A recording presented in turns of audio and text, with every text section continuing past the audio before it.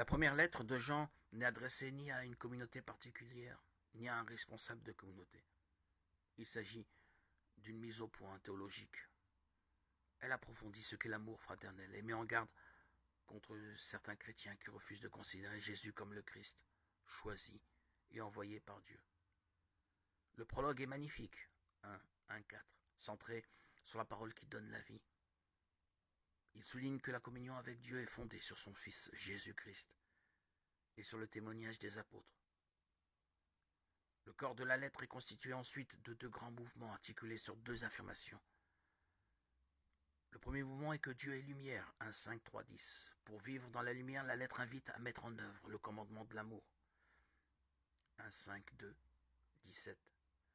Ceci posé, elle dénonce les adversaires du Christ qui refusent son humanité, 2:18, 28.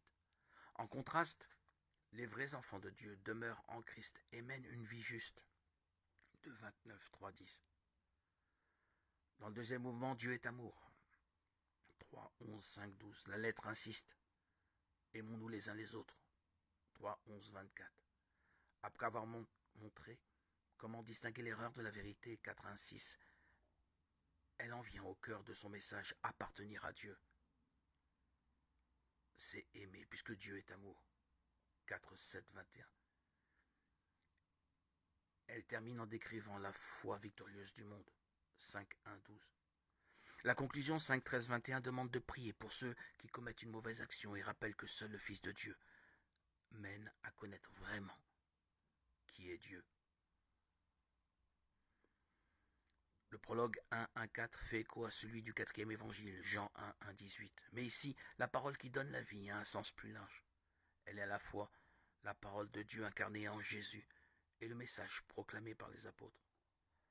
La lettre s'accorde avec plusieurs thèmes de l'évangile de Jean. La lumière et l'amour, bien sûr, mais aussi la vie éternelle, la joie, vivre en vérité, demeurer en Dieu. Un thème est nouveau, la communion avec Dieu, avec son Fils, avec les apôtres, avec les frères et sœurs.